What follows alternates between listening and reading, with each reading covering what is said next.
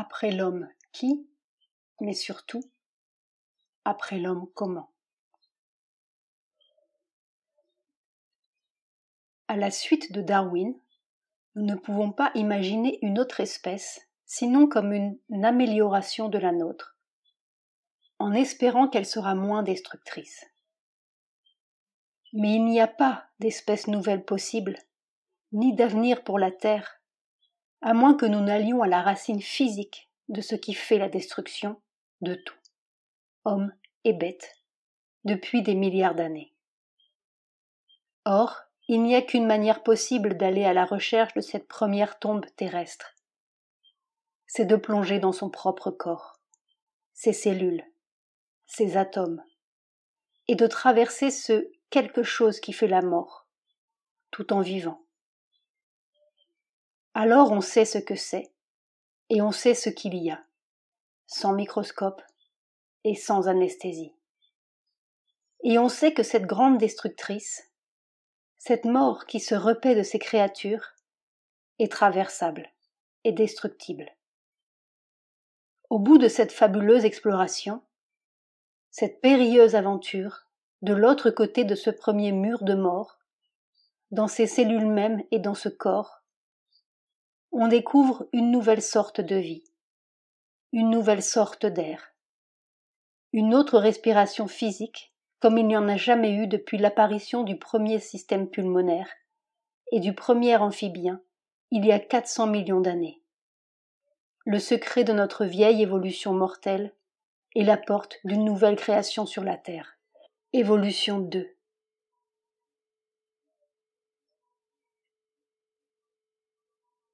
À Robert Laffont qui a osé comprendre l'avenir. Avec gratitude. 29 février 1992.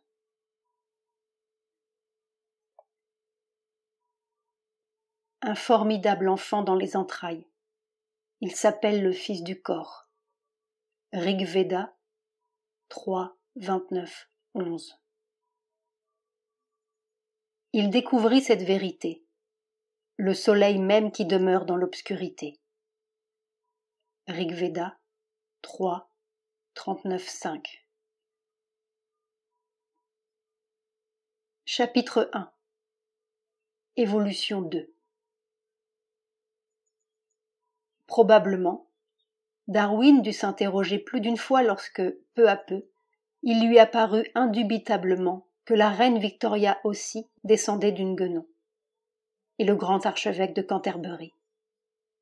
C'était un peu comme de confesser un meurtre, avoue-t-il, avant de se lancer dans l'origine des espèces. Du coup, il en est devenu agnostique, et tout notre fixisme biblique et religieux s'écroulait. C'était une révolution plus profonde que celle de 89, bien que celle-ci ait bouleversé l'Europe. Mais cette fois-ci, c'était le monde de 4 milliards d'années qui était remis en question. Peut-être la qualité essentielle de l'homme est-elle de poser des questions et de remettre en question, y compris son fixisme homocentrique. On change de politique et de religion, et d'idées. On change même beaucoup d'idées depuis quelques millénaires dominiens.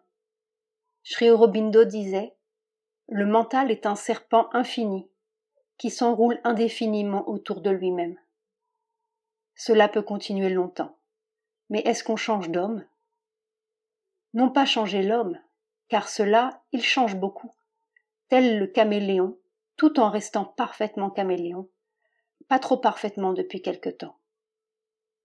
Mais changer d'homme, de l'espèce dite Homo sapiens, à autre chose, comme le petit lézard après le poisson, et peut-être plus radicalement encore.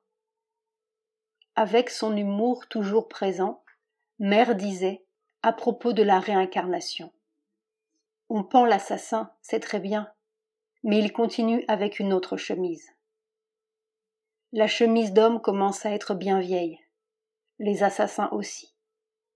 Nos idées aussi. Un tour de plus autour du grand serpent ? Darwin examinait les iguanes, les tortues et les tatous. Au moins, c'est examinable. Et cela se fossilise sans pape ni fanfare, sans idéologie non plus. Mais après tout, les petits poissons changent de chemise aussi, et de fil en aiguille ou de chemise en chemise, ils deviennent parfaitement hommes, de droit divin, et pour toujours. Il n'y a pas si longtemps, un grand chef d'État américain déclarait péremptoirement: Nous sommes les chefs du monde. Mais cela fera de la matière fossile aussi, sans distinction d'idées ni de religion, examinable en quantité de calcaire. Donc posons la question qui nous permettrait de devenir autre chose qu'une certaine quantité de calcaire sous une certaine chemise. Il m'a toujours paru étonnant, surprenant, depuis Lamarck en tout cas, qui osait écrire sa philosophie zoologique l'année même où Darwin descendit dans un berceau, que ces chefs provisoires de la zoologie ne se soient jamais demandé. Après l'homme, qui? Avec tant de canons et de sapiens, comment détrônerait-on cette chemise-là? Les guenons ancestrales et royales n'auraient pas pensé autrement, ni les requins-marteaux, ni les tyrannosaures. Mais surtout, après l'homme, comment? Ici nous arrivons à la zoologie appliquée, ou à l'évolutionnisme in vivo. Et il est bien possible que tous ces milliards d'années d'évolution n'aient tendu que vers un seul point, où une seule espèce serait capable de se retourner sur elle-même. Non pas pour améliorer son monde, ses nageoires ou ses pattes, ni ses idées du monde, mais pour examiner cet amas de calcaire et de tissu, et voir ce qui peut sortir de là. Comment ça peut changer volontairement? Par quel mécanisme et quel pouvoir inhérent? Nous ne proposons rien de moins qu'une révolution zoologique. Nous ne cherchons rien de moins qu'un levier ou un ressort caché, et pourtant inhérent, dans ce corps qui nous ouvrirait les portes d'une évolution nouvelle, comme il n'y en a jamais eu depuis les premiers unicellulaires d'il y a 3 milliards d'années. Évolution 2. Oui, c'est un peu comme de confesser un meurtre, une énormité anti-scientifique et anti-religieuse, voire anti-humaine. Mais les premiers petits phoques ont-ils jamais été anti-poissons? L'évolution n'est anti-rien, elle marche, et se rit de nos prétentions. Avec toutes nos clics et nos claques, nous sommes peut-être seulement la préhistoire de l'homme.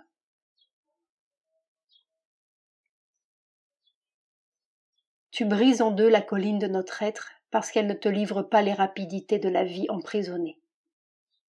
Rig Veda 5, 54, 5. Chapitre 2. Le milieu favorable. J'avais 30 ans exactement lorsque je me suis lancé dans cette aventure de l'avenir de l'homme. Disons, en termes simples, le procédé de fabrication de ce qui suivra l'homme. Non pas son amélioration en sainteté, en intelligence, en moyens d'action, en pouvoir de réussite. Rien pour épater le congénère, car décidément, nous étions pour le post-génère. La zoologie présente, même scientifique et même spirituelle, nous semblait une sorte de faux semblant, avec des cavernes et des abîmes hideux, ou des hauteurs évanescentes et sans avenir à part des cieux problématiques. Il est vrai que l'Inde nous offrait des ouvertures plus rationnelles avec son concept de la réincarnation. On marche de vie en vie, on grandit, on bouche les trous des vieilles défaillances par un courage renouvelé, on vainc l'ennemi que l'on n'a pas su ou pas pu exorciser. Le film continue pour transformer les défaites en forces nouvelles et démolir les vieilles réussites devenues des prisons. On s'élargit, le regard embrasse plus d'humanité. Mais finalement, c'est toujours le même scénario, avec des variantes en haut et bas et en couleur. On s'aime, on rit, on pleure. Alors on regarde le scénario humain dans son ensemble, et non plus tout à fait pour soi et pour sa propre satisfaction. L'histoire prend une vie comme la sienne propre. Le jeu des forces constantes transparaît, l'hypnotisme collectif du moment, le déroulement humain. Des contours se dessinent, et des lignes de fracture comme les continents transfigurés de l'ancienne Gondwana en dérive vers quoi? Et puis tout ce peuple multiplié, plus en grossièreté qu'en finesse, de plus en plus multipliée, comme une pierre au cou de la terre. Que peut-on faire pour tout cela? L'évolution a l'art de se servir du mal comme du bien. Tout sert à marcher. Les pires catastrophes sont ses meilleures occasions d'inventer, de découvrir. Découvrir. Tout ce qui nie et résiste vient chauffer son four autant que ses prophètes. Il faut bien reconnaître, comme je l'avais fait lorsque je suis revenu en Inde, que le milieu n'est pas favorable. C'est-à-dire qu'il est très favorable à autre chose. L'Inde aussi parle de pralaya, la fin d'un monde, mais c'est pour en recommencer un autre. Il y aurait eu 6 pralayas avant notre dernière Terre. 7 fois la Terre, 7 scénarios évolutifs pour aboutir à quelque hominien intelligent et plus ou moins destructeur qui déroulera son petit scénario particulier et se multipliera et recommencera jusqu'à ce que mort s'ensuive. Et on recommence une 8e Terre. Tout de même, il doit bien y avoir un moment très défavorable qui donnera naissance à un milieu ou à un être plus favorable qui conviendra mieux à la beauté et à la durée de la Terre. L'homo, dit Sapiens, n'est pas du tout cet outil-là, bien qu'il puisse servir à fabriquer le prochain être. Mais par quel mécanisme corporel, physique? Il doit bien y en avoir un, puisqu'il y a eu toutes ces petites bêtes avant nous. L'évolution ne s'intéresse pas plus à multiplier nos circonvolutions cérébrales, nos autoroutes, nos avions et nos idées mirifiques qu'à multiplier les dents du requin ou les pattes du myriapode. Mais elle peut se servir de notre propre étranglement pour défoncer nos murs, comme elle s'est servie un jour de quelques marées desséchées pour obliger le vieux poisson à inventer une autre respiration. L'erreur est de croire que les petites bêtes, scientifiques et académiques, ou papales d'une sorte ou d'une autre, soient le milieu définitif. Ils cernent et délimitent notre prison, c'est tout, bien que chacun ait le même secret dans la peau. L'évolution a fait sauter plus d'une prison avant nous, avec le même secret dans la peau de chaque petit prisonnier. Et peut-être son ultime secret, ce qui la pousse, ce qui la meut, est-il de fabriquer l'être sans prison, non pas à l'aide d'un artifice supplémentaire, mais avec cela même qui était au cœur du premier unicellulaire et du premier atome. Quelle est donc cette chose que nul savant n'a vue sous son microscope, nul prêtre du haut de sa chair et nul homme sous le bout de son nez? Et pourtant, les savants l'ont vue, quelques sages l'ont effleurée, et pas mal d'hommes simples et malheureux l'ont respirée. Mais personne n'a mis les 3 choses ensemble dans une même physiologie humaine.